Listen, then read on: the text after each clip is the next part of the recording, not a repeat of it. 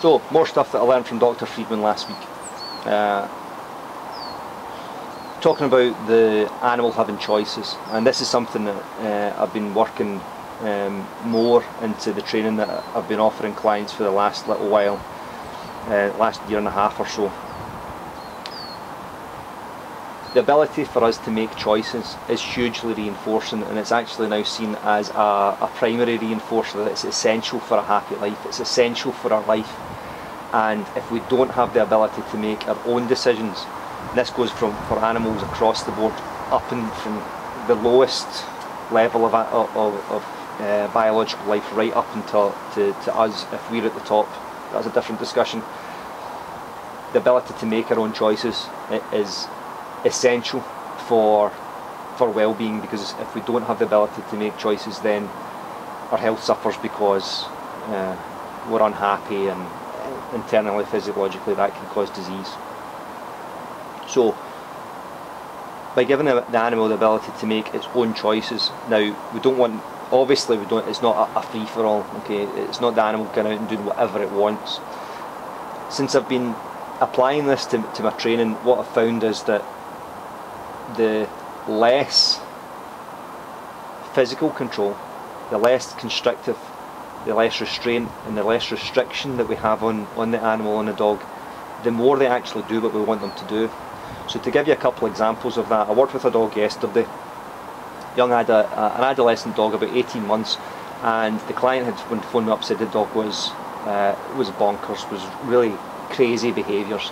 Now, how that showed was the dog pulled in the lead all the time, lunged at people in a friendly way. The dog was super friendly. Jumped on people, barked all the time, pulled in the lead, didn't come back when called. Now, because the client didn't have enough information, which is fine because we all need to learn this stuff, her solution had to be to physically control the dog using no pull harnesses, which fasten at the back, and when the dog pulls forward, pulls down on the dog's neck. Maybe using head collars, lots of physical restraint with the lead, so every time the dog went to do something, she would physically pull it back. Now, we know ourselves, you only have to apply this to yourself, that as soon as you're kind of told what to do, you don't want to be told, you don't want to do it. You can be asked to do it, and if the motivation is right, and whether that's good motivation or bad motivation, but we can be asked to do it, but we have the choice to make it when that choice is removed from us. It seriously affects our behaviours.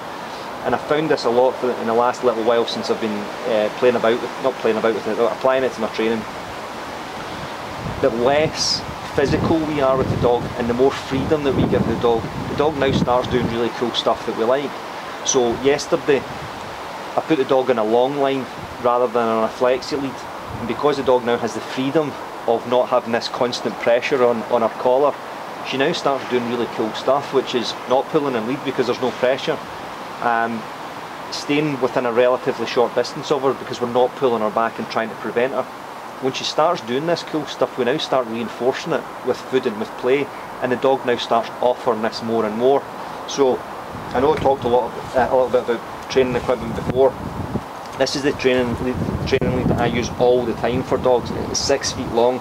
Now what this allows me to do is it allows me to have relatively close control for safety over the dog I'm working with, but it allows the dog to be on a slack lead. So I've got enough, there's enough slack in it to allow the dog to do what he or she wants to do, but not so much that she's going to get in a bother by, you know, moving off the pavement and onto the road. So if your dog's not doing what you're wanting it to do, think about your handling. Think about, am I physically controlling this dog too much? Am I constantly pulling and hauling at them? Am I moving them around physically? Am I taking the dog by the collar a lot or all the time? And try and back off from that, and now start seeing what the dog does and seeing what you like, and now start reinforcing that either with food or with toys.